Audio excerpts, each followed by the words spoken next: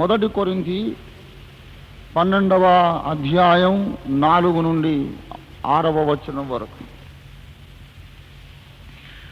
కృపావరములు నానా విధములుగా ఉన్నవి గాని ఆత్మ ఒక్కడే, మరియు పరిచర్యలు నానా విధములుగా ఉన్నవి గాని ప్రభు ఒక్కడే. నానా విధములైన కార్యములు కలవు గాని అందరిలోనూ అన్నిటినీ జరిగించు దేవుడు ఒక్కడే. చిన్న మాట ప్రార్థన చేద్దాం. ప్రేమగల మా పరలోకపు తండ్రి, జీవాధిపతి అయిన మా యేసు నాయన, మా ఆదరణకర్త, మాలో ఉన్న దైవం, మా పరిశుద్ధాత్మ, నీకు స్తోత్రాలు చెల్లిస్తున్నాం. ఎక్కడ 2-3 నా నామమును కూడుకొని ఉందరో అక్కడ వారి మధ్యలో ఉంటాను అని సెలవిచ్చిన మా గొప్ప తండ్రి, ప్రభువా, మీరు మా మధ్యలో ఉన్నారు, పరిశుద్ధాత్మ ద్వారా ఉన్నారు. మీకు స్తోత్రాలు తండ్రి. ఈ ఉదయకాలపు సభలో నీ వాక్యములో మీరు మా ముందుంచిన అంశమును మరికొంత మేము పరిశోధించి, గ్రహించి, ధ్యానించి, సత్యమును వెలికి తీసి ఎత్తిపట్టి స్తంభములపై నిలిచేందుకు సహాయం చేయండి.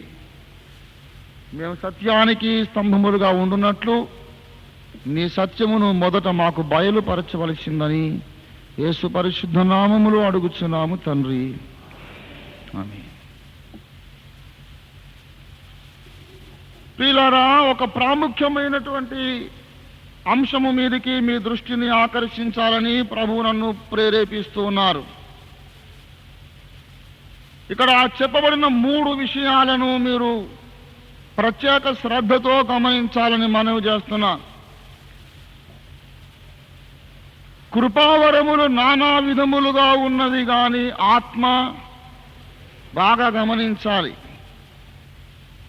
కృపావరములు అని చెప్పినప్పుడు ప్రక్కనే connected person in the holy trinity. కృపావరములకు సంబంధించిన వ్యక్తిగా ఎవరిని చూపెడుతున్నాడు? పరిశుద్ధాత్మను చూపెడుతున్నాడు. ఎందుకు? వరములు అనేకములు గాని అన్నిటిని అనుగ్రహించు ఆత్మ ఒకడే. వరములున్నాయి, ఎన్నెన్నో వరాలు, కానీ ఏ వరమైనా అనుగ్రహించేవాడు పరిశుద్ధాత్మ దేవుడు ఒక్కడే. రెండవ మాటగా పరిచర్యలు నానా విధములన్నాడు. ముందేమో వరములు అన్నాడు, రెండవది పరిచర్యలు అన్నాడు. వినాలి దయచేసి. పరిచర్యలు నానా విధములుగా ఉన్నవి గాని ప్రభు అయిన క్రీస్తు ఒక్కడే. వరములు అన్నప్పుడు పరిశుద్ధాత్మ ఏమి చేయవాడు? వరములను ఇచ్చువాడు. ఒప్పుకున్నారా ఈక్వేషను? ఏమండి, వరములు అన్నప్పుడు పరిశుద్ధాత్మ ఎందుకు వచ్చాడు? ఆయన ఇస్తాడు కనుక. Very good. పరిచర్యలు అన్నప్పుడు మరెవరిని చెప్పాడు? యేసు ప్రభువును చెప్పాడు. పరిచర్యలు నానా విధములు కానీ ప్రభు ఒక్కడే అనగా ఇప్పుడు ప్రభు ఎవరై ఉండాలి? ఇప్పుడు వరముల విషయంలో ఆత్మ ఎవరు? వరములిచ్చువాడు పరిశుద్ధాత్మ. మరి పరిచర్యల విషయంలో ప్రభు ఎవరు? పరిచర్య చేసేవాడు ఆయన అన్నమాట. అర్థమైందా? Ministries may be different, but Christ is the actual minister. అసలు యేసు ప్రభువే సేవకుడండి. ఇది అర్థం కాదు. మైండ్ ఆటం బాంబు పెట్టినట్టుగా పేలిపోద్ది. క్రీస్తును కూర్చున్న సత్యం మన బుర్రలోకి రావాలంటే ఇప్పట్లో రాదు. ఇదే కూటాలు ఎడదకుండా 1 సంవత్సరం పెడితే కానీ కొంచెం ఏదన్నా కాస్త, అప్పటికీ సంపూర్ణం కాదు. 365 రోజులు మనం ఇక్కడ ఉండాలి, కుటుంబాలు అన్నీ మర్చిపోయి కొంచెం అయినప్పుడు. అందుకే ఏమన్నాడంటే దేవుని మర్మమయ్యున్న క్రీస్తు. ఒక ఆయన నాకు ఉత్తరం రాశా, అసలు నీకు యేసు అంటే ఎవరో తెలుసా అన్నాడు. నేను చెప్పాను, నాకు తెలియదు నాయన, మరి నీకు తెలుసా?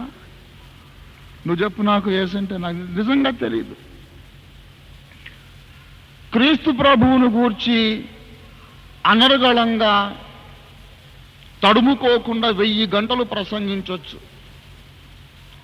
అయినా after you have spoken for 1000 hours, you have not said anything about him. క్రీస్తును గూర్చి 1000 గంటలు మాట్లాడొచ్చండి.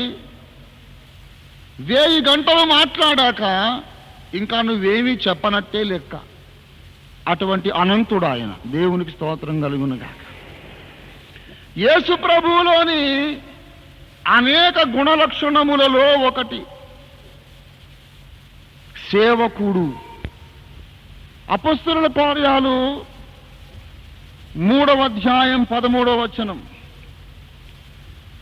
3:13.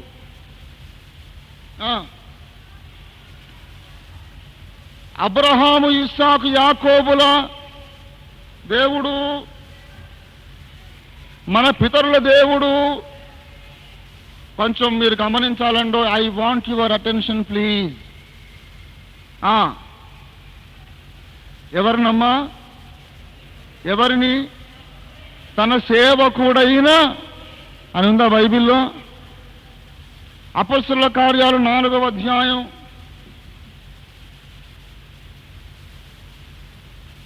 28వ వచనం. 4:28.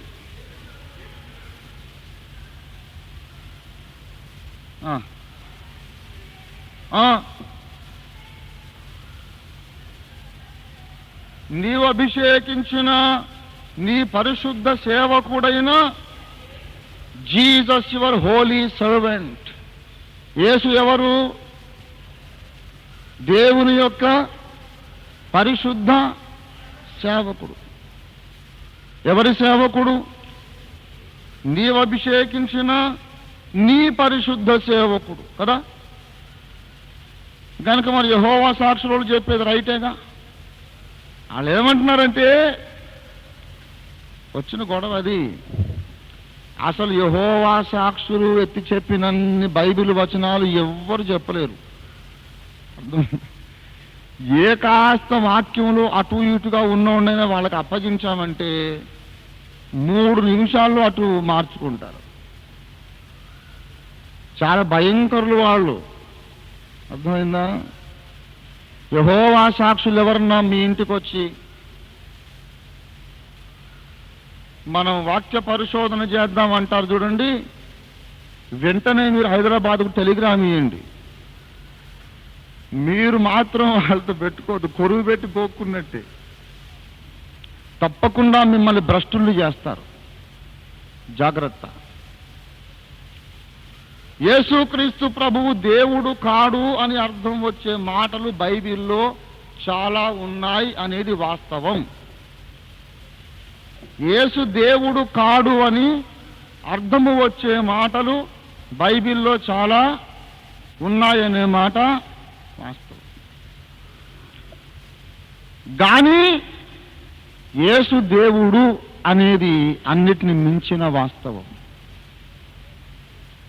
The highest truth is Jesus himself is God.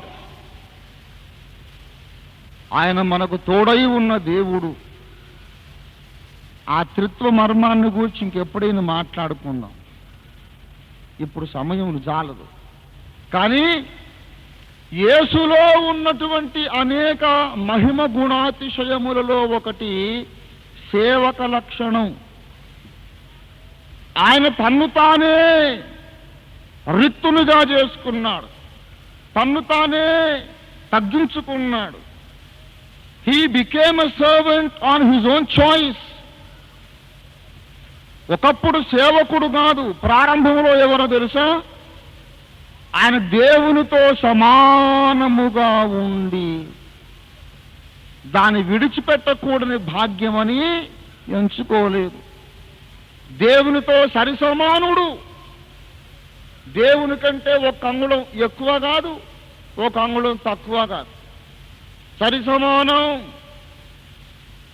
ఇది పెద్ద భాగ్యం అని ఆయన అనుకోలేదు. తన్ను తాను నీ కోసం నా కోసం తగ్గించుకోవడమే గొప్ప భాగ్యం అనుకున్నాడు. దేవునికి స్తోత్రం కలుగునుగాక. తాను సేవకుడుగా తగ్గించుకొని నిన్ను నన్ను సంపాదించుకోవడమే గొప్ప భాగ్యం అనుకున్నాడు. ప్రియులారా, యేసు ప్రభువును సేవకుడు అని లేఖనం పిలుస్తోంది. ఆయన పరిచారము చేయడానికే గాని చేయించుకోవడానికి రాలేదు. అనేకులకు పరిచారము చేయుటకును విమోచన క్రయధనముగా తన ప్రాణము నరిపించుటకు యేసు వచ్చెను గనక ఆయన పరిచారకుడు. ఇప్పుడు పరిశుద్ధాత్మ ఎవరు? వరములను ఇచ్చువాడు. మరి ప్రభువైన యేసు ఎవరు? పరిచర్యలు జరిగించువాడు. నేను సేవ చేస్తున్నాను కానీ అసలు ఇప్పుడు ఈ సేవ అంతా ఎవరు చేస్తున్నారు? ఇక్కడ యేసు చేస్తున్నాడు. దేవుని స్తోత్రం కలుగునుగాక. హల్లెలూయా. ఒకరు స్వస్థపరచవచ్చు, ఒకరేమో వాక్యం బోధించవచ్చు, వేరొకరు అద్భుత కార్యాలు చేయవచ్చు, ఒకరు ప్రవచనాలు చెప్పవచ్చు. ఎవరు ఏం చేస్తున్నా ఆ ప్రవచనం చెప్పింది, ఈ వాక్యం బోధించింది, ఈ స్వస్థత జరిగించింది క్రీస్తు ఒక్కడే. He is actually ministering to the body, the temple of Christ. ఆయన పరిచర్య చేస్తున్నాడు. ఎందుకు ఈ మాట చెప్పానో తెలుసా? మొదటి కొరింథీ 12లో ఉన్న ఆ 9 కృపావరముల విషయములో జరిగించువాడు క్రీస్తు అనేది ఒకటే కాదు. కృపావరములు పొందినప్పుడు మనిషి వాటిని, ఆ కృపావరములను వాడుకోవడమే పరిచర్య. వరములకు పరిచర్యకు సంబంధం ఏంటి? అసలు వరాలు ఎందుకొరకు ఇచ్చాడు మనకు? పరిచర్య కోసమే ఇచ్చాడు. అన్య భాషలు, ప్రవచనాలు, అర్థము చెప్పుట, వివేచన, విశ్వాసం, అద్భుత కార్యాలు, స్వస్థతలు, బుద్ధివాక్యం, జ్ఞానవాక్యం, ఈ వరములు మనకెందుకు ఇచ్చాడు? సేవ చేయడానికి. గనుక పరిశుద్ధాత్మ ద్వారా మనము పొందిన కృపావరాలను మన యందుండి వాడుకొని పరిచర్య జరిగించే ప్రభువు ఒక్కడే అన్నాడు. ఆయన చేస్తున్నాడు. ఈ 12 అధ్యాయంలో ఉన్నటువంటి 9 కృపావరములే కాదండోయ్, ఇంకో 4 ప్రత్యేక వరాలు ఉన్నాయి అన్నాను. ఏమిటవి? అపోస్తలికత్వము, ప్రవక్త పరిచర్య, ఇంకా ఏమండి సువార్తికుని పరిచర్య, కాపరి మరియు ఉపదేశకుని పరిచర్య. ఈ 4 కూడా జరిగించువాడు యేసు ఒక్కడే. వరములున్నాయి. వరములు ఇచ్చిన వాడెవరు? పరిశుద్ధాత్మ దేవుడు. ఆ వరములతో కార్యము చేసేవాడెవరు? క్రీస్తే.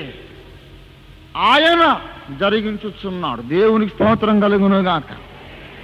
ఏమన్నాడు? అందుకొరకని 6వ వచనంలో, మొదటి కొరింథీ 12:6లో, నానా విధములైన కార్యములు కలవు గాని అందరిలోనూ అన్నిటిని జరిగించు దేవుడు ఒక్కడే.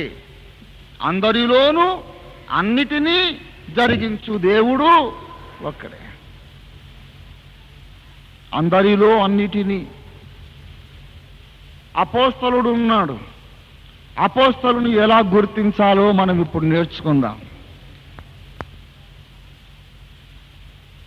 కాపరి బోధకుడి లక్షణాలు ఏమిటో మనం ఇప్పుడు నేర్చుకుందాం. అపోస్తలులు ఉన్నారు, ప్రవక్తలు ఉన్నారు, సువార్తికులు ఉన్నారు, కాపరులు ఉన్నారు, ఉపదేశకులు ఉన్నారు. ఈ సమూహములో 4 లేక 5 రకాల కార్యాలు జరుగుతున్నాయి కానీ, కార్యములు భిన్న విభిన్నంగా మనకు కనపడుతున్నాయి కానీ, ఇవన్నీ జరిగించే ప్రభువు. అపోస్తలుని సేవ అసలు అతను లేకుండా ఎవరు చేస్తున్నారు? క్రీస్తే చేస్తున్నారు. ప్రవక్త పరిచర్య ఇతనిలో గుండా ఎవరు చేస్తున్నారు? క్రీస్తే. సువార్తికుని సేవ కూడా ఆయనలో గుండా ఎవరు చేస్తున్నారు? క్రీస్తే. కాపరిగా, ఉపదేశకునిగా ఎవరు నిజముగా పనిచేస్తున్నారు అక్కడ? క్రీస్తే. ఈ కారణం చేత ఒక ఆసక్తికరమైన విషయం చెబుతున్నాను. అసలు యేసే మొదటి అపోస్తలుడు. Jesus is the first apostle. Jesus is the first prophet. I will prove to you from the Bible.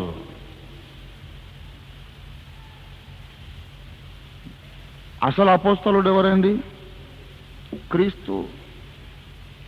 అసలు సువార్తికుడు ఎవరు? క్రీస్తు. అసలు ప్రవక్త ఎవరు? క్రీస్తు. అసలు కాపరి, అసలు బోధకుడు కూడా.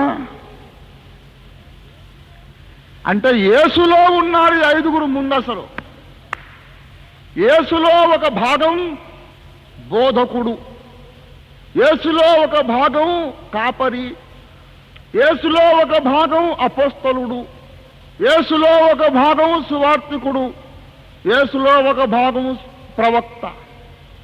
ఈ ఐదు భాగాలు ఐదు తునకలుగా విడిపోయి మనకిక్కడ ఐదుగురు సేవకులుగా కనపడుతున్నారు. దేవునికి స్తోత్రం కలుగును గాక. That's a tremendous issue I'm telling you. Hebrew పత్రిక 3వ అధ్యాయం 1వ వచనం చదవండి దయచేసి. ఏనాయనా?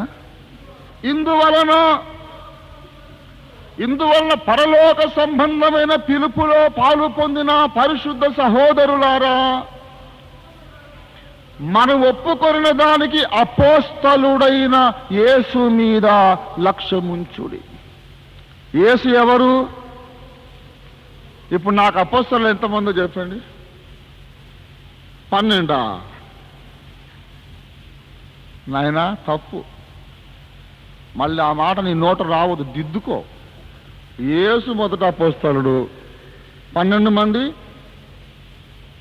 మొత్తం 13 మంది అయ్యారు. తర్వాత ఆంద్రోనీకు వాళ్ళిద్దరు ఉన్నారు, పౌలు ఒకడు, మొత్తం 16 మంది అయ్యారు కదా. ఇంకా ఉన్నారు. ఎప్పటిదాకుంటారు వాళ్ళు? ఎప్పటిదాకుంటారు? సంపూర్ణ పురుషులం అయ్యేదాకా. నువ్వెంత చచ్చినా, అరిచినా, గీ పెట్టినా, గింజుకున్నా వాళ్ళు ఉండక మానరు. అర్థమైందా? నువ్వు లేవంటే లేకుండా పోతావు ఏంటండి? నువ్వు కళ్ళు మూసుకోని అసలు ఓఫీర్ గారు అసలు లేనేలేడండి లోకంలో అంటే నేను లేకుండా పోతానా? ఇక్కడ ఉంటాను. అర్థమైందా? నువ్వు కళ్ళు మూసుకుంటే సూర్యుడు లేకుండా పోతాడా? నీకు లేడంతే. కళ్ళు తెరిస్తే మళ్ళీ నీకు ఉన్నాడు. వరాలు ఉన్నాయి, లేవనబాకండి. యేసు ప్రభువు వారు మొట్టమొదట అపోస్తలుడు.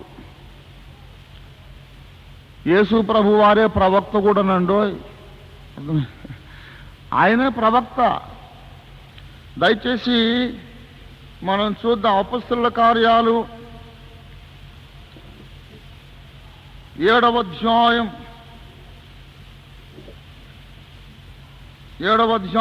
37వ వచనం. అమ్మా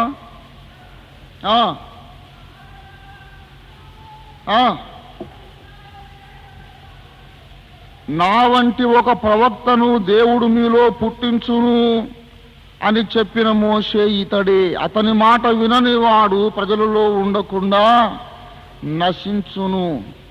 దయచేసి మీరు లూకాసు వార్త 24వ వచనం చూడండి. 24:19. ఆయన ఆ సంగతులు ఏవి అని వారిని అడిగినప్పుడు నజరేయుడైన యేసును గూర్చిన సంగతులే. దేవుని ఎదుటను ఆయన మనుషులందరి ఎదుటను క్రియలోను వాక్యములోను శక్తిగల ప్రవక్తయై ఈసా మసీహా एक पैगंबर है అని అంట. యేసు ప్రభు వారు ఒక ప్రవక్త అండి అంట. మనం అంటాం కోపం గుడ్డు ప్రవక్త కాదు ఏం కాదు అంటాం. ప్రవక్తేనా కాదా?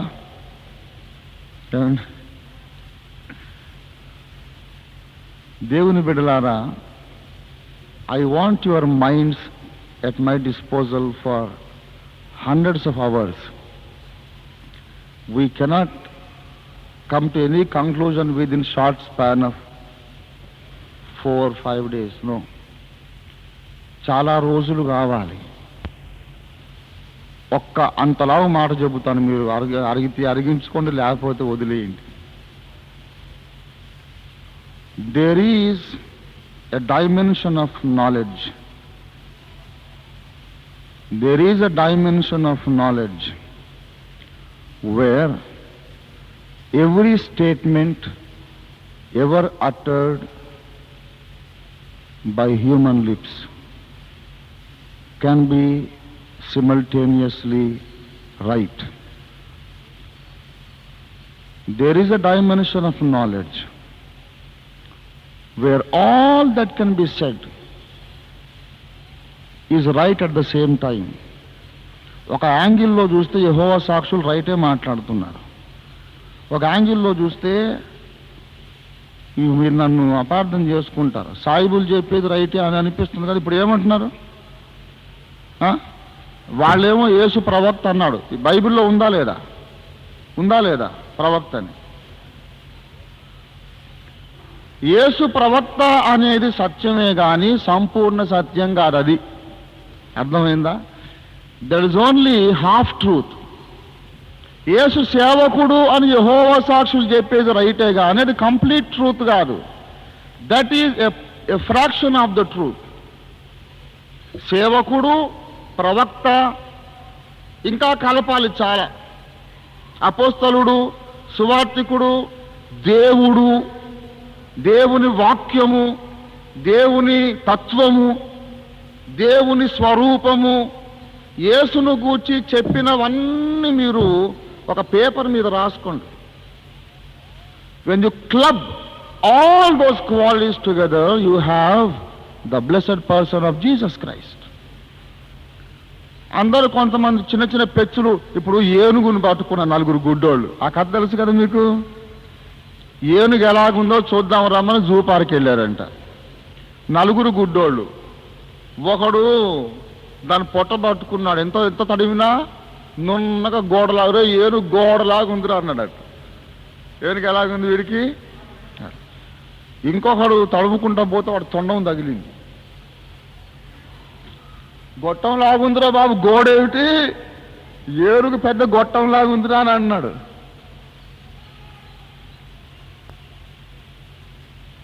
వాడు ఇంకొకడికి కాలు దొరికింది, ఊపితే ఊగుతుందండి. అసలు ఏనుగు గొట్టం కాదు, గోడ కాదు, పెద్ద స్తంభం రా బాబు.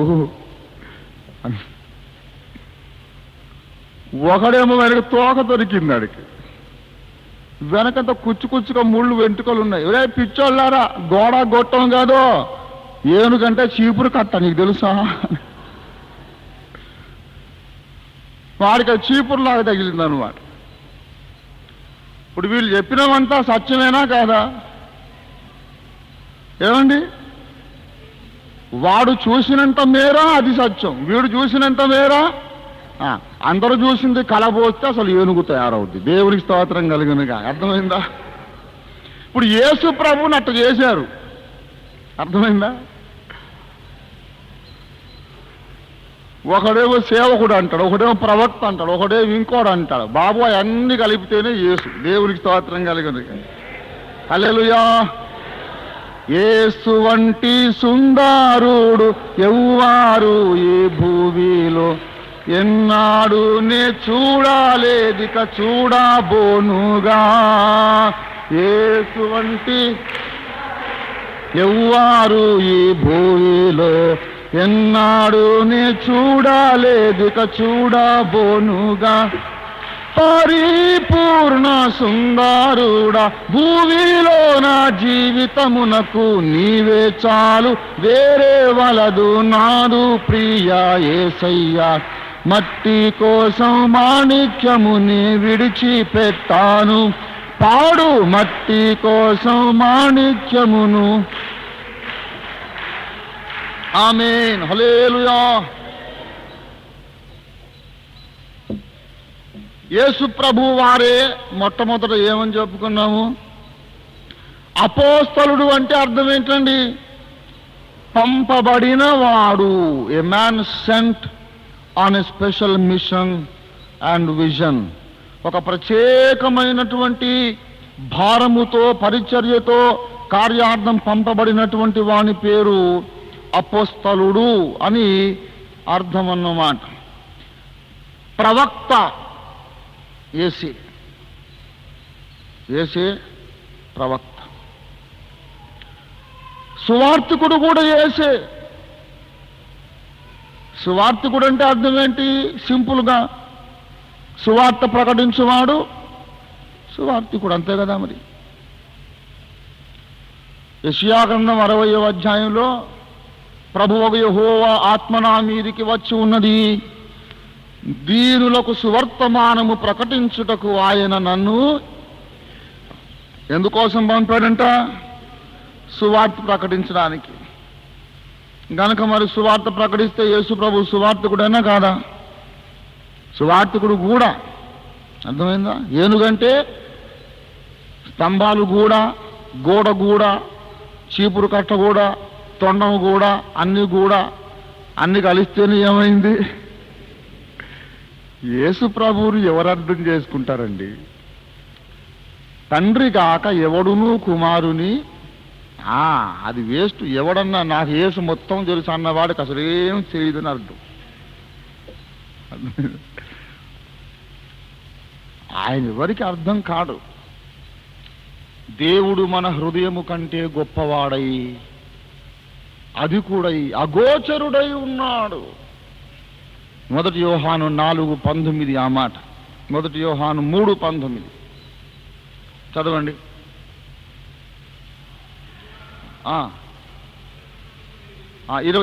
20 దేవుడు మన హృదయముల కంటే అధికుడై సమస్తముని ఎరిగి ఉన్నాడు. ఆయన ఎవరట? మన హృదయము కంటే అధికుడు. నేను ఒక మాట చెప్తాను. ఓ బిందెడు నీళ్లు కావాలంటాను, మీరు ఇప్పుడు తప్పకుండా తెస్తారు నా కోసం. ఆ బిందెడు నీళ్లు ఇందులో పోయమంటాను, పోయగలరా? బిందెడు నీళ్లు గ్లాసులో పోయలేము. ఎందుకు? గ్లాస్ ఏమో చిన్నది, బిందె గ్లాసు కంటే అధికమై ఉన్నది. గనక బిందెడు నీళ్లు ఇందులో, బిందెడు నీళ్లు గ్లాసులో ఎందుకు పట్టవో ఆ దైవ స్వరూపుడు మన బుర్రకాయలు అందుకే పట్టడు. అర్థమైంది? ఇదేమో గ్లాసు, ఆయనేమో అనంతుడు. పట్టినంత మేరకు మనం ధన్యులం. ఇక్కడ ఇంకో చిన్న సీక్రెట్ ఉంది, చెప్పి ముందుకు సాగుతాను. ఆ అనంతుడు మన లోపల, మనం చిన్న పాత్రల చెంబంతో ఒక గ్లాసంతో ఉన్నట్టుగా మన బుర్రకాయ ఉన్నప్పుడు ఆయన మనలో నింపబడతాడు. కానీ ఇంకా మనలోకి రాకుండా చాలా మిగిలిపోయాడు బయట. ఆయన ఇంకా రావాలనుకుంటున్నాడు. అప్పుడు ఈ బుర్రకాయ ఏమైపోవాలి? అందుకొరికి ఏమన్నాడు? మీ అంతఃకరణములను విశాలపరచుకో. నీవెంత సాగిపోగలిగితే, ఎంత విశాలము కాగలిగితే అంతగా దేవుడిలో నిండిపోతాడు. నీవెంత సంకుచితంగా ఆలోచిస్తావో అంత తక్కువగా దేవుణ్ణి నువ్వు గ్రహించగలుగుతావు. Better become enlarged in the heart. దేవుని స్తోత్రం కలుగునుగా. శరీరానికి ఆత్మకు బద్ధ విరుద్ధం అనడానికి వచ్చిన ఉదాహరణ చెప్తాను. హార్ట్ ఎన్లార్జ్మెంట్ అంటే డాక్టర్లు గడగడలాడిపోతారు, చచ్చిపోతాడు రా బాబుని. ఈ మాంసపు గుండె ఎన్లార్జ్మెంట్ అయిందంటే ఇంకడు బతకడు, చచ్చిపోతాడు. చాలా డేంజర్ అది. కానీ ఆత్మీయ జీవితంలో మాత్రం హార్ట్ ఎన్లార్జ్ కాలేదంటేనే చచ్చిపోతాడు. హార్ట్ ఏం కావాలి? లోపల హృదయం తప్పకుండా చచ్చినట్టు ఎన్లార్జ్మెంట్ కావాలి. మాంసపు గుండేమో ఉబ్బిందంటే ప్రాణాంతకం. ఆత్మకు ఉన్న గుండెకాయ హృదయం ఉంది చూశారు, అది ఎంత విశాలమైతే మనకంత ఆరోగ్యం, అంత క్షేమాభివృద్ధి. దేవునికి స్తోత్రం కలుగునుగా. హల్లెలూయా. చాలా మంది సత్యం చెబితే గ్రహించలేరు. ఎందుకో తెలుసా? చాలా చిన్న చెంబు అది, దాంట్లో డ్రమ్మడి నీళ్లు పోద్దాం అనుకుంటున్నావు, ఎక్కడ పడతాయి? పట్టవు. అయితే నీవు చెంబుగానే ఉండిపోయే అవసరం లేదు, నువ్వు కూడా ఒక పీపాలాగా మారొచ్చు. దేవునికి స్తోత్రం కలుగునుగా. హల్లెలూయా. నీకు ఆశ ఉంటే దేవుడు నిన్ను పెద్దగా చేస్తాడు. దేవునికి స్తోత్రం, హల్లెలూయా. అదే ఎదుగుదల అంటే, అది ఎదుగుదల అంటే అర్థం ఏంటి? నేను పెళ్లి కాకముందు 60 కిలోలు ఉన్నాను, పెళ్ళయ్యాక 80 కిలోలు ఉన్నాను, అది ఎదుగుదల అనుకోవద్దు. బాహ్య పురుషుడు కాదు, లోపల ఉన్నాడు బాగా. దేవునికి స్తోత్రం కలుగునుగాక. మంచిది. యేసు ప్రభువే ఎవరని చెప్పాను? నాయనా నువ్వు బోల్డ్ సంగతులు చెప్పు, ఏది గుర్తుంచుకోమంటావు? ఏం చెప్పే? యేసు ప్రభువే యేసు ప్రభువే ప్రవక్త, యేసు ప్రభువే సువార్తికుడు, ఇక యేసు ప్రభువే ప్రధాన కాపరి. అనుమానం లేదుగా? అనుమానం ఉందా? దయచేసి మీరు 1 పేతురు పత్రిక 5వ అధ్యాయం 4వ వచనం. ప్రధాన కాపరి ప్రత్యక్షమైనప్పుడు మీరు వాడబారని మహిమ కిరీటము పొందుదురు. ఇప్పుడు మనకున్నటువంటి కాపరి కూడా ఎవరండి?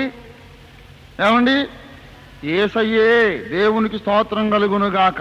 ఇకపోతే మన బోధకుడు ఎవరు? బోధకుడు కూడా యేసయ్యే. 23 మత్తయి సువార్త 23వ అధ్యాయం 8వ వచనం.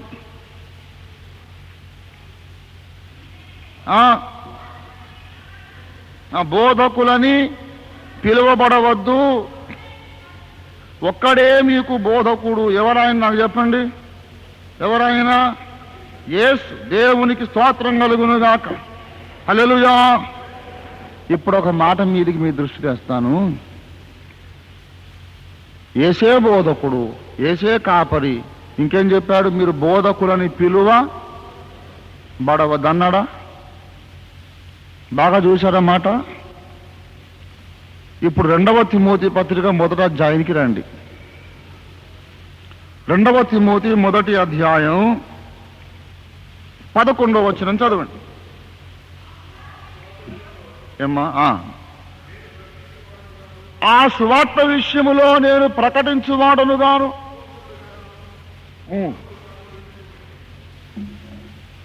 ఏమి నియమించబడితే? అపోస్తలుడను గాను బోధకుడను గాను. ఇప్పుడు బోధకులుగా మీరు పిలువబడవద్దు అని యేసుప్రభు అన్నాడా లేదా? అన్నాడా లేదా? చెప్పరేంటండి? మరి పౌలు తాను బోధకుని చెప్పుకున్నాడా లేదా? చెప్పుకున్నా లేదా? చెప్పరేంటండి? మీరు చూశారుగా 2వ తిమోతి 1:11. నేను బోధకుడిని చెప్పుకున్నాడా లేదా? మరి యేసు ప్రభువు మాట పౌలు భక్తుడు ఉల్లంఘించినట్టా కాదా? చెప్పాలి. అదే పరిశోధన అంటే అదే. మరి ఏమండి, ఈ గొడవలన్నీ మనకు అనవసరం. కానీ 10 మంది కుష్ఠరోగుల కథ చెప్పుకొని ముగించి పాస్టరు ఇదంతా మా బుర్రక.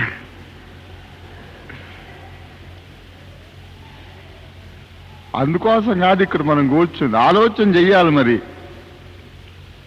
ఇప్పుడు ఈనాడు కొంతమంది అంటున్నారు, బ్రదరన్ సంఘపు సిద్ధాంతం ఏంటంటే పాస్టర్లు బోధకులు అని చెప్పుకోవద్దని సిద్ధాంతం. అవునా?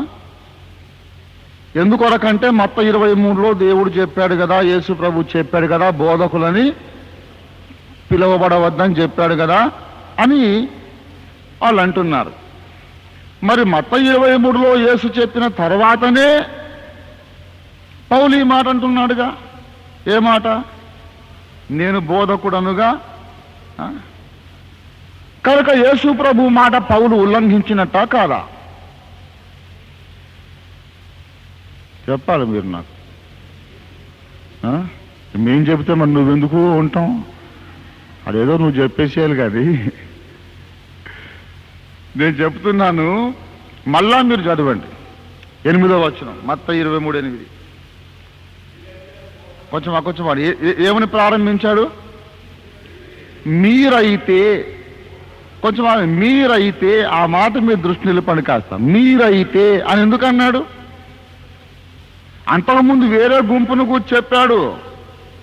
ఏమండి, చదవండి, 7వ వచనం చదవండి. వారైతే సంత వీధులలో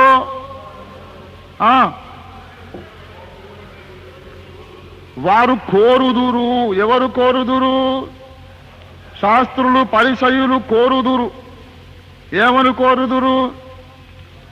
బోధకులని పిలువబడుటకు కోరుదురు. మీరైతే, అది ముందు వాళ్ళ సంగతి చెప్పి, మీరైతే అలాగూ. కొంతమందికి ఆశ ఉంటుంది ఎక్కువ, కొంతమందికి బ్రదర్, ఇప్పుడు బ్రదర్ సో అండ్ సో అని రాశామనుకోండి సభల్లో, కొంతమంది సోదరులు నా పేరును ఆఖరినేశావే, నేను రాను, నా పేరు ముందు పైన అందరికంటే పైన ఉండాలి, కానీ నా దగ్గరికి వచ్చి ఒకరు అన్నారు, ఓఫీర్ గారు వస్తే నేను రానంటున్నాడండి ఆయన అని అన్నాడు. అంటే అట్లా చాలా మంది అన్నారులేండి, ఒకరు కాదు, ఎందరో మహానుభావులు అన్నాడుగా ఒకడు. ఓఫీర్ గారు వస్తే నేను రానని. సరే నేనన్నా, మరి నేను మానుకుంటాలే బ్రదర్, మరి ఆయన మానుకోవడం ఎందుకు అంటే, బలివారండి మీరు రాకపోతే వాక్యమేమి ఉంటుంది, మీరు తప్పకుండా రావాలండి అని అన్నారు. సరే మళ్ళీ వెళ్ళి బేరసారాలు చేశారు. ఓఫీర్ గారు తగ్గించుకుంటానన్నారండి. అలా ఆయన తగ్గించుకోడండి బాబు, అసలు ఆయన మైకు దొరకక ముందు ఒక మనిషి దొరికితే పులైపోతాడండి, అసలు ఆయన సంగతి మీకు తెలీదు అన్నాడంట. సరే మరి ఏం చేయాలి, వస్తా కానీ ఓ షరతు, నా పేరు ఓఫీర్ గారి పేరు మీరు వెయ్యాలి అన్నాడు. ఎక్కడో కాడ, ఏ బాబు నేను చెప్పాను అసలు నా పేరే వెయ్యి బాకు. కొంతమందికి అదొక నా పేరు. మొన్న గుంటూరులోనే ఒక ఆయన పేపర్ చూసి మాట ఇచ్చినా అని కూడా రాలేదు. ఎందుకంటే అభిమానం కొద్ది వాళ్ళు అద్దంకి రంజిత్ ఓఫీర్ అని మొదటి పేరేసి 3వ పేరు ఆయన పేరేశారట. వస్తానన్నవాడు తీరా ఆ పత్రిక చూసి రాలేదు. ఏమిటేమిటి, ఆ కుర్రోడి పేరు పైన నా పేరు కింద వేస్తాను, నేను రాను పో అని రాలేదు. Thank you very much brother, రాకపోయినందుకు వందనాలని వీళ్ళు అనుకున్నారు. శాస్త్రులు కొంతమందికి నన్ను పాస్టర్ అని పెట్టాలే, నేను పాస్టర్ కాదు, నేను రెవరెండు, నాకు రెవరెండ్ సో అండ్ సో అని రాస్తేనే వస్తానంటాడు. అన్నట్టు సందర్భాన్ని బట్టి నాకు మాట జ్ఞాపకం వచ్చింది. అపోస్తలుడు అనే మాట బైబిల్లో ఉంది. దేవుడు కొందరిని అపోస్తలుగాను, కొందరిని ప్రవక్తలుగాను, కాపరులుగాను అని ఉంది, కానీ దేవుడు కొందరిని రెవరెండ్లు గాను, కొందరిని మోస్ట్ రెవరెండ్లు గాను, కొందరిని రైట్ రెవరెండ్లు గాను, కొందరిని రాంగ్ రెవరెండ్లు గాను అని ఉందా? రెవరెండ్ అనే మాట బైబిల్ మొత్తం మీద ఒక దగ్గర ఉంది. 111వ కీర్తన 9వ వచనములో, holy and reverend is his name, యెహోవా నామము పరిశుద్ధమైనది, పూజింప తగినది. రెవరెండ్ అంటే అర్థం ఏంటంటే పూజార్హుడు అని అర్థం. వీడు పూజార్హుడా? మట్టి పురుగు. పూజార్హుడు ఎవరండి? యేసు ఒక్కడే. దేవునికి స్తోత్రం కలుగునుగా. పూజార్హుడెవడు? రెవరెండ్ అంటే పూజార్హుడని అర్థం. అది యెహోవా దేవునికి ఒకే ఒక్క చోట బైబిల్లో ఉంది. బైబిల్లో ఉన్న మాట ఏమిటి? సంఘము క్షేమాభివృద్ధి పొందుటకు, పరిచయ ధర్మము జరుగుటకు దేవుడు కొంతమందిని రెవరెండ్లు గాను, మోస్ట్ రెవరెండ్లు గాను, రైట్ రెవరెండ్లు గాను, బిషప్ అని లేదు. దేవుడు కొందరిని అపోస్తలులు గాను, ప్రవక్తలు గాను, కాపరులు గాను అని ఉంది. బైబిల్లో ఉన్న మాట అపోస్తలుడు, లేని మాట రెవరెండ్. అపోస్తలుడు ఎందుకు రాశారని కొందరు దెబ్బలాడారంట. నేను ముక్కుసూటిగా అడుగుతున్నాను, ఇదే దెబ్బలాట రెవరెండ్ అని రాసుకున్నోడితో నువ్వు ఎందుకు పెట్టుకోలేదు? నేను అడుగుతున్నా. రెవరెండ్ అని నువ్వెవడవయ్యా రాసుకోవడానికి? నువ్వు పూజార్హుడివా? Holy and reverend is his name, Jehovah's name is reverend అని ఉంది బైబిల్లో. ఒకే ఒక్క చోట ఉంది. 111 9వ వచనం, కీర్తన గ్రంథం 111 9వ వచనం. రైట్ రెవరెండ్, మోస్ట్ రెవరెండ్ అనుకున్నోడి దగ్గరికి వెళ్ళి అడిగామా? మోస్ట్ రెవరెండ్ అంటే అర్థం ఏంటి? అత్యంత పూజనీయుడు. ఉన్నాడు ఎవరైనా పూజనీయుడు? పూజనీయుడు యేసు ఒక్కడే. దేవునికి స్తోత్రం కలుగును గాక. గనుక గమనించాలి ఈ మాట. దేవుడు మనకిచ్చిన పరిచర్యలు, అపోస్తలులు ఉన్నారు, ప్రవక్తలు ఉన్నారు, ఇంకా కాపరులు ఉన్నారు, సువార్తికులు ఉన్నారు, ఉపదేశకులు ఉన్నారు. ఈ 5 విధముల పరిచర్యలు కూడా ముందు ఎవరిలో ఉన్నాయి? యేసులో. మనము బైబిలుకు ఎంత భిన్నంగా అలవాటైపోయామంటే, బైబిల్లో లేని మాటలు అలవాటైపోయినాయి. ఉన్న మాట ఎత్తితేనేమో కోపం వచ్చింది. లేని మాట పెట్టుకుంటే సంబరంగానే ఉంది, ఉన్న మాట పెట్టుకుంటేనేమో కష్టంగా ఉంది.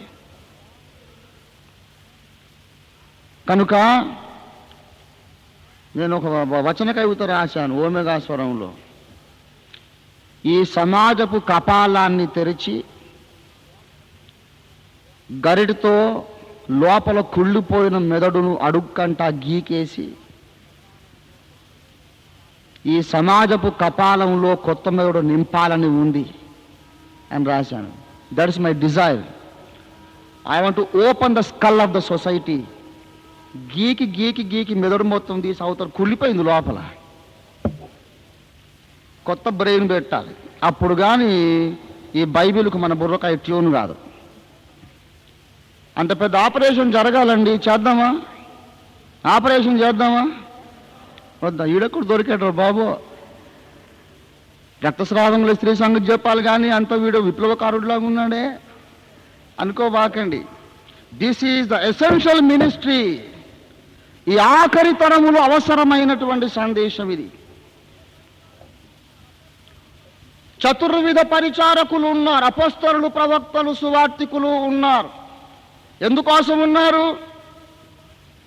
ఎందుకోసం ఉన్నారు?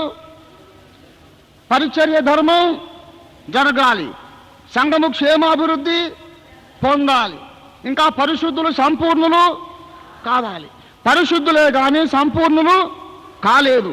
పరిశుద్ధులు సంపూర్ణులు కావడం కోసం ఈ అపోస్తలులు, ప్రవక్తలు వీళ్ళందరూ పనిచేస్తారు. సంఘము క్షేమాభివృద్ధి పొందడం కోసం వీళ్ళందరూ పనిచేస్తారు. అంతేకాదు ఇంకో కార్యం జరుగుతుంది. అపోస్తలులు, ప్రవక్తలు, సువార్తికులు, ఉపదేశకులు, కాపరుల సేవ ద్వారా సంఘములోని దుర్బోధలు ఖండించబడి సంఘము అన్ని విషయములలో దేవుని సత్యమును గ్రహించగలుగుతుంది. Apostles, prophets are given unto us as God's gifts so that we may know the truth of God and become the pillar for the truth of God. సత్యమునకు స్తంభములం మనం కావాలి. సత్యమును గ్రహించాలి. అబద్ధ బోధలు అడ్డంగా నరికెయ్యాలి. ఆ శక్తి సంఘానికి ఇవ్వడం కోసం సత్యమును గ్రహించే జ్ఞానాన్ని ఇవ్వాలి, అబద్ధాన్ని ఖండించే తెగింపునివ్వాలి. ఈ ధైర్యము, జ్ఞానము, తెగింపు సంఘములోకి రావడం కోసం దేవుడు ప్రవక్తలను, అపోస్తలుల్ని పంపాడు. వారిని మనం గుర్తుపట్టగలగాలి, వెంబడించగలగాలి. Recognize the prophets and follow the prophets. We don't follow them because we don't recognize them. దైవజనులను ఎందుకు వెంబడించామంటే అసలు గుర్తుపట్టట్లేదు. మగ్ధలేనే మరి ఇలాగుంది మన కథ. నా ప్రభువుని ఎవరో ఎత్తుకుపోయారు.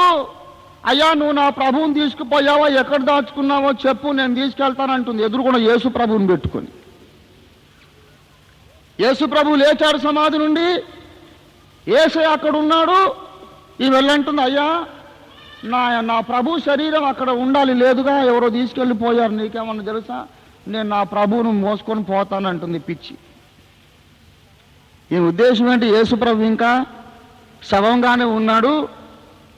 ఆ శవాన్ని మోసుకుపోతాను అనుకుని ఏం చేసుకుంటుంది? దర్గా కట్టుకుంటుందా? ఎందుకు? అసలు లేస్తానని చెప్పాడుగా ఈరోజు. లేచే ఉంటాడు, ఎదురుకుండా ఉన్నవాడు ఆయన అయి ఉంటాడని ఎందుకు గ్రహింపలేదు? గుర్తుపట్టకుండా కన్నులు మూయబడెను. ఒక మాట చెప్పనా, ప్రవక్తలు అపోస్తలు సంఘానికి దేవుడిచ్చిన వరాలు అనే మాట ఎంత వాస్తవమో, వారిని మనం గుర్తుపట్టగలిగే జ్ఞానము కూడా మనకు దేవుడిచ్చిన వరం. The ability to recognize the prophet is a gift of God. సంఘానికి ప్రవక్తలు ఉన్నారు, వారు దేవుడిచ్చిన వరాలు. సంఘానికి అపోస్తలులు ఉన్నారు, దేవుడిచ్చిన వరాలు. But then you must have the wisdom to recognize them. ఆ వరం మనం పొందుకుంటే తప్ప గట్టెక్కలేం, ముందుకు సాగలేం. చెప్పానుగా నిన్న, ఎంత తొక్కినా వాడు సైకిల్ స్టాండ్ వేసి తొక్కితే ఏం ముందుకు పోతాడు? స్టాండ్ తీసి తొక్కాలి, అప్పుడు ముందుకు వెళ్తాడు. అర్థమైందా? సేవ అనుకుంటున్నాం, వంగిపోయిన నడువులు వంగిపోయే ఉన్నాయి, ఓచ చేతులు కాళ్ళు ఓచ చేతులు కాళ్ళుగా ఉన్నాయి, గుడ్డి కళ్ళు గుడ్డిగానే ఉన్నాయి. సంఘం వంగిపోయింది, సంఘంలో బలహీనతలు ఎక్కడివక్కడే ఉన్నాయి. Because we don't have the truth of God. మీరు నా వాక్యమును నిలిచిన వారైతే సత్యమును గ్రహించేవారు, సత్యము మిమ్మును స్వతంత్రులుగా చేయును. The truth shall liberate you. సత్యం స్వతంత్రులుగా చేస్తుంది. సత్యం అనేది మనకు దొరకలేదు, వాక్యం దొరికింది కానీ సత్యం దొరకలేదు. వాక్యము దొరికితే చాలదు, వాక్యములోని సత్యం కావాలి. దేవునికి స్తోత్రం కలుగును గాక. హల్లెలూయా. ప్రియమైన దేవుని పిల్లలారా, అపోస్తలులను, ప్రవక్తలను, సువార్తికులను గుర్తుపట్టే జ్ఞానం కొరకు మనం ప్రభువుని అడుగుదాం. వారి యొక్క వర్ణనలు, హౌ టు రికగ్నైజ్ దెమ్, మనం తర్వాత చెప్పుకుందాం. ఇప్పుడు సేవకులు ఎంతమంది కనపడుతున్నారు? దాదాపు ఐదుగురు కనపడుతున్నారు. ఈ 5 సేవలు కూడా, 5 పరిచర్యలు కూడా 5 తునకలు. ఎక్కడి నుంచి వచ్చిన తునకలు ఇవి? క్రీస్తు వ్యక్తిత్వములో నుండి వచ్చిన. క్రీస్తు మొట్టమొదటి అపోస్తలుడు, క్రీస్తు మొట్టమొదటి ప్రవక్త. బైబిల్లో ఉన్న మాటలేనా? ఆయనలోని అపోస్తలుడు అనే తునక వచ్చి పౌలుగా, 12 మందిగా, ఆంద్రోనీకుగా, ఇతరులుగా కనపడుతోంది. ఆయనలోని ప్రవక్త అనే తునక వచ్చి మోషేగా, ఇర్మియాగా, ఏలియాగా కనపడుతుంది. ఆయనలోని మరొక తునక బయటకు వచ్చి తిమోతిగా, ఎపఫ్రాగా కనపడుతుంది. చతుర్విధ పరిచర్యలు లేక పంచవిధ పరిచర్యలన్నీ కూడా ఆయనలో ఉన్నాయి. ఒక మాట చెప్పనా మీకు, టు కంప్లీట్ ద సర్క్యూట్. ఒకనిలో నుండి బయలుదేరిన 5 సేవలు 5 వేరువేరుగా విభిన్నముగా పనిచేసి మళ్ళీ ఆఖరికి ఏమైపోతాయి తెలుసా? అవన్నీ ఒకటైపోతాయి. మళ్ళీ వినండి బాగా, మెదడు దద్దరిల్లే మాట చెబుతున్నాను. Ultimately every అపాసల్ will become a prophet, evangelist and pastor. ఈ 5 పరిచర్యలు ప్రతి ఒక్కడిలో కూడా ఉండడమే క్రీస్తు పోలికలోనికి మనం ఎదగడం. I will again explain this to you. ఇప్పుడు 5 పరిచర్యలు ఎక్కడి నుంచి వచ్చాయన్నాం కదా? ప్రవక్త ఆయనలో ఉన్నాడు, అపోస్తలుడు ఆయనలో ఉన్నాడు కదూ? సరే, ఇప్పుడు ఈ 5 కలిసి సంఘాన్ని ఏం చేస్తున్నారు? సంపూర్ణతలోకి. ఈ 5 పరిచర్య ద్వారా సంఘం అల్టిమేట్గా ఏమవుతుంది? క్రీస్తును కలిగిన సంపూర్ణతలోకి ఎదగాలి. అనగా అర్థం ఏంటి?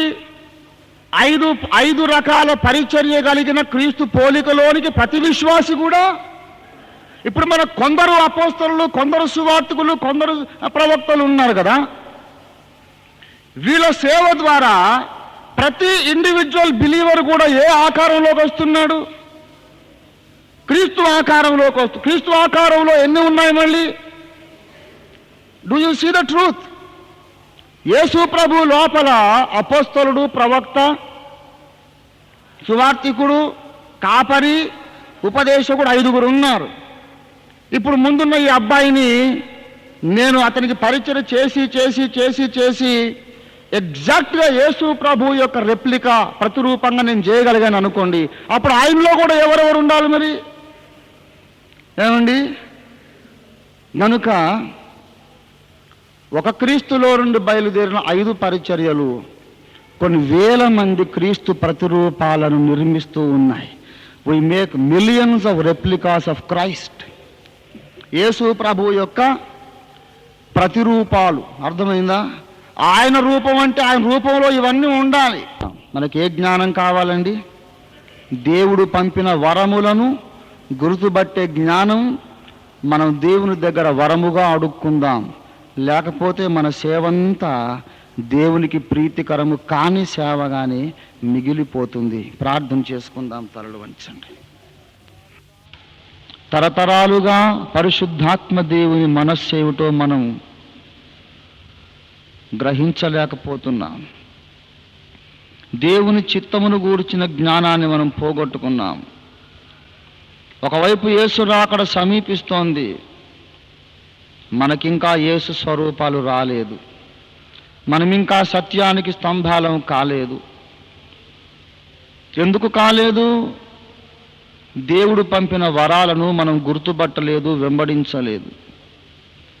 You can never become perfect until you recognize the 5-fold ministry that God has given as gift unto His church. దేవుడు పంపిన 5 విధముల పరిచారకులను తగు రీతిని గౌరవించి, సత్కరించి, గ్రహించి, గుర్తించి వెంబడించనంత వరకు సంఘం సంపూర్ణం కాదు, కానేరదు. అది పరిశుద్ధాత్మ దేవుడు మాట్లాడుతున్నాడు. ప్రార్థన చేయండి. ప్రభువా, మాకే కాదు సార్వత్రిక సంఘానికి నీ సేవకులను గుర్తుపట్టే జ్ఞానము దయచేయమని ప్రార్థించేద్దాం. Everyone pray please. Everyone pray please. Everyone pray please. Everyone pray.